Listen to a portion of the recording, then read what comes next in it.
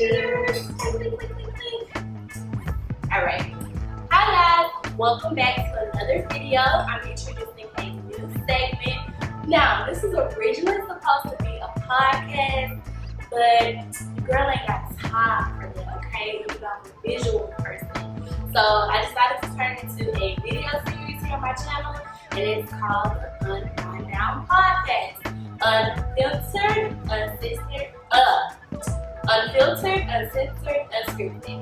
And basically it's just a friendly conversation between me and some girlfriends on a particular topic, and we just give our opinions about it. It's gonna be unfiltered, unscripted. So we just gonna talk about don'ts. I'm gonna let my friends introduce themselves. Let's start to my left. Hi, I'm Kendra, aka Miss Butterican. Hi, I'm Bree. aka Bree. Oh my goodness. And also shout out y'all businesses as well, because these are black owned businesses, okay? They own black owned businesses. So Bree, what's your business? My business is She Rains. I'm an esthetician, so I do skincare, full body waxing, and I have some products Okay. for the girls. Okay. I am the owner of Diamond Bright by Dayon. I do teeth whitening. So you guys definitely email me or check me out on Instagram at Diamond Bright by Dayon. Alright, email me, Sanchez, on Ep1. It feels so good to say that. You know, stop right, it feels so good to say that. So we're gonna jump right into our conversation. So today's topic is going to be about self-love. So we're just going to start. What's your definition of self-love? What's up? Well, I guess my definition of self-love would be loving yourself, whether you are where you want to be or you're still working to where you're trying to be. Loving yourself regardless of what's going on in your life, putting yourself first. Okay, good answer, Bree.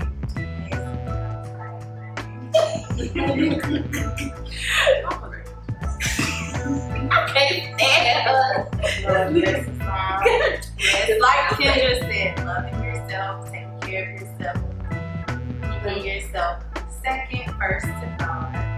You're right. Okay. Give God first. Okay. Everything will fall into place. Okay, but I would say my definition, just to piggyback off what Kendra said, you know, definitely loving yourself and putting yourself first, and just self-love. And I think with self-love also comes with knowing your boundaries and what you will allow and what you won't allow. So Ken, you were telling us earlier about the situation, so let's get into that. So I was telling my girls about a girl that I met. She was about 17 years old, and to me, she was a beautiful girl. Like, she had chocolate skin, like a Hershey bar, like no pimples, no nothing. Like, she was shaped up beautiful. Like, she was just perfect in my eyes. But because she's darker, she doesn't love herself, and she always, you know, would say she want to be lighter, she want to be like my color, or what's the other girl's name? Beyonce's color. Like, y'all see how they got their reference, because you know, you see how she was talking about Beyonce. She looked at me, I'm just saying. She just wasn't pleased with her outer appearance. Oh my goodness. But to me, she was perfect, and I was telling her that she had to learn how to love herself and everything about herself, because she, in somebody's eyes, she's perfect, and she needs to be perfect in her eyes. Right. So for her to be 17 and stressing about skin color and wanting to get her skin bleached and all, it broke my heart, because she's a beautiful girl, and to me, she's too young to be worried about something like that. Right. At 17, I definitely was not worried about skin color, nothing like that. I was worried about I was about to get too like that before growing up.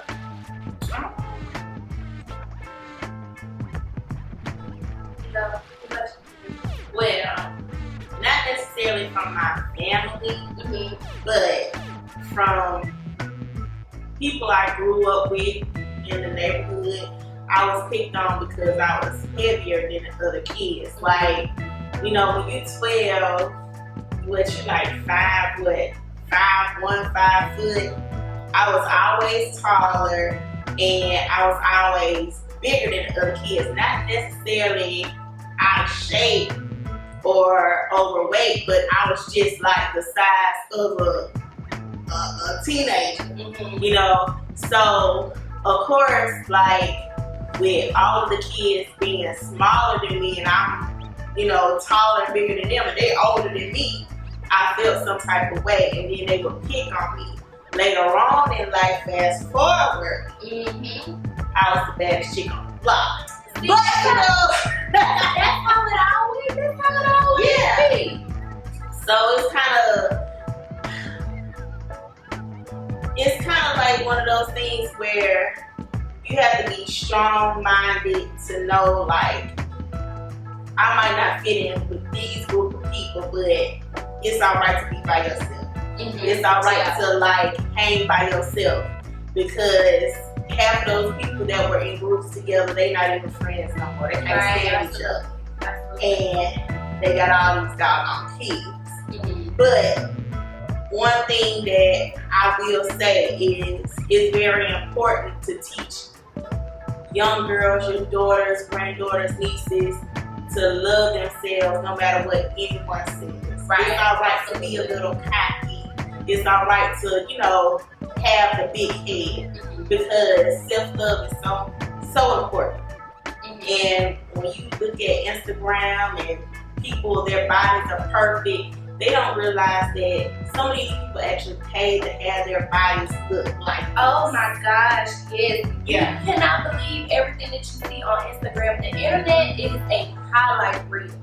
That's kind of like referring to journalism with reels, but you know, when you have a reel as a journalist, like you post your best stand-ups, your best voiceovers, all of that, because we want you to see the best. It don't show you. It took us 15 times to get this one stand-up right. We just showed you the one time you got it right. So please do not be fooled by everything that you see on the internet, because it's not true. We post the good stuff that we want you to see, not the bad stuff. That's just in general for anybody, I would say. And I don't post like when I'm sad or something bad happening, because who wants to really big, you know. But I can relate. I wasn't bullied, more so like people just used to like, just like the best friend, because I was real quiet. I used to be quiet in the show. Like, man, they just really used to like mess with me, and I would never get picked on by guys. It was just always girls. And so this one girl told me I was ugly, and I believed her. And I went home, I was crying to my mama. I was like, "Mama, this girl called me ugly." And my mama gave me a nice talking to, and she told me that I was beautiful, okay? She told me not to worry about what other people say, that I was a princess, and don't let nobody tell me different. So ever since that day that talking to, is when I'm high, crown can't be tilted, period, okay? Because that's just how it's supposed to be. Yep. Bree, why you cried? You drunk? Lord Jesus. Lord Jesus. Wrap up in self-love. Self-love is the best love. And if you have those homes today, once in a while, you're beautiful, you matter. And we love you. And we love you. So did y'all grow up in church?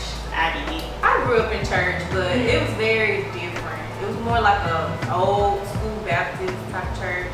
Nobody there but like a family. Mm-hmm. So even though it was church, we still kind of did what we wanted to do. Even in the church, it wasn't like a strong faith base. It was more like a family church. What about you, Jen? I grew up in churches. Yeah, I grew up in church too. I wasn't made to go to church, but I kind of just went on my own, and my mom used to make my brother and them drop me off and pick me up. And that used to irritate their soul. Yeah, I was. And pick me up after they done left the club. I grew up in church, but like my mama and her grandma didn't have to make me go. Like I always willingly wanted to go. So how did y'all like know it was time for y'all to leave that church that you grew up in? Did y'all ever like? Oh, we moved. Oh, okay, so that's how you lived. With me, some things took place that I really didn't agree with. So, like you, I kind of started looking at other churches as well. Yeah, same. I just was like, one day, Pastor was sitting up there talking about something, and I was like, Pastor, I don't understand. Make it make sense.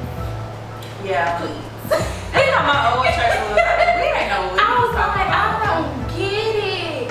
I was like, I don't get it. And I was like, it might be time for me to, maybe time to go to another church.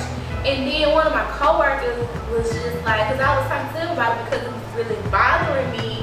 You know, again, my pastor didn't do anything wrong. This is a great church that I grew up in. I had a great family, great church family. Most of my family, all of my family goes there. But I was just talking to her about it. She's like, well, you know, part of life is growing. And you're supposed to evolve. You're supposed to change. So you just can't stay in the same place forever. You just That's have a to good grow. topic. No, I'm gonna leave. Yep. I think we as people are sometimes afraid to grow. And that can be job, relationships, friendships, everyday life. We are afraid to grow because we're afraid of the unknown.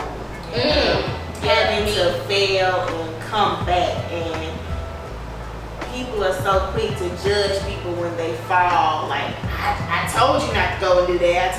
But you never know if you never try. So Right. we're definitely afraid of the unknown. So, I think our last topic, and we'll wrap it up here. Have y'all ever been in friendships that you outgrown? And when was the time that y'all know it was time for you to Get out right now. It's the end of you and me. It's too late, and I can't wait for you to be gone. peace out? Okay, Ken. Yes, most definitely. Yeah, most definitely. You can outgrow friendships for some of the craziest reasons. And yeah, because at one point y'all was all on the same floor, and it's like y'all begin to grow and go in different directions, and it doesn't necessarily mean that you don't love that person or you don't care for that person, but sometimes your goals and dreams aren't the same as that person's goals and dreams. But to me, I feel like a true friendship, no matter if I'm on Wall Street, Black Wall Street, whether I'm on Black Wall Street or you at P Valley stripping. Number 55, we don't do tax invasion. Everybody walk up in here, independent contract, even the ones with felonies. Oh, since when does a brothel need paperwork on his horse? Ooh, no. We gonna always be friends if we really, really friends. God, she got me out at P Valley. Not in Chuckalisa. Chuckalisa. I mean, because to me, if my friend is stripping, she better be the best stripper on the block, because we don't do second place, we do first. So, you know, that's what I'm just saying. Like, I just feel like real friendships, no matter where you are, you could be 1,000 miles away. Real friendships. So do you feel like people grow apart? People do grow apart. Yes. But I feel like a real friendship, no matter what, you bond. And I don't think a lot of people have bonds. I think that a lot of people form friendships off of, okay, this person can help me get here, or this person has this, or this person got this, or if I hang out with this person, I'm getting in free at bank. Like a lot of people use people to get to where they want to be, and then they just dust them off. Yeah. And have nothing to do with them. But you gotta know the difference between a friend riding your coattail and somebody who's gonna always rock with you no matter what. Yeah. Right, absolutely. Bree, you got anything to say? I mean, I've always been kind of good at picking my friends. And I don't have a lot of friends. And I don't know, I just feel like I can see. I see you. I know you. So you fake. So I mean, all my friends, like my friends from elementary, my best friends, they're still my best friends. We don't talk every day, but they're still my best friends. So, well, I'm a firm believer in people are either in your life for two reasons: a reason or a season, and you just gotta act accordingly. Sometimes it's that. But I do feel like you gotta know when to let go. Yeah, like you have to. Because a lot of people will hold on to dead friendships. Guilty. Yeah. Oh, my wig. My wig. And then I'm just trying to grab like you got on a real wig. I'm getting a So you gotta let go of dead friendships, and I think why a lot of people hold on to those dead friendships is because of history.